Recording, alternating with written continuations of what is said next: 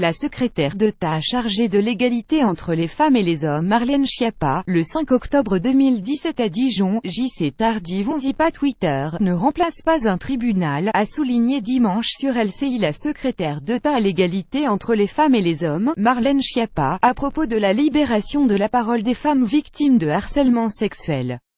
J'ai l'impression qu'enfin la société dans entièreté les écoute. Je peux comprendre qu'il y ait des craintes, mais il vaut mieux s'interroger sur le phénomène de fond, a déclaré la secrétaire d'État, invitée du live politique de la chaîne d'information, plus grand que à lire aussi 100 personnalités féminines demandent à Macron un plan d'urgence. S'il y a diffamation, elle sera sanctionnée, a-t-elle ajouté, interrogée sur les risques de débordement de cette parole sur les réseaux sociaux après l'afflux de témoignages dans le sillage du scandale Weinstein aux États-Unis.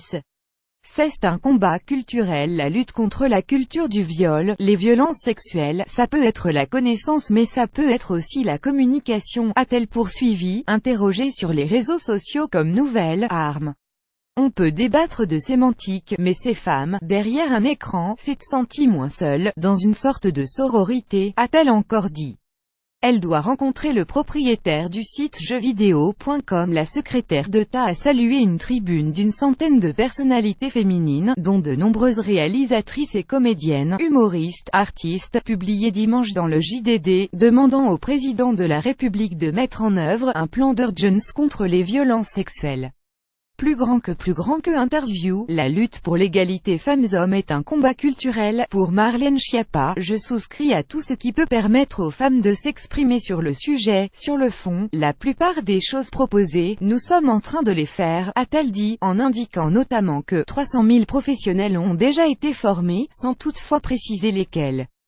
J'ai demandé à @Twitter et à @TheWebMediaFR de prendre leurs responsabilités pour que cesse le cyberharcèlement.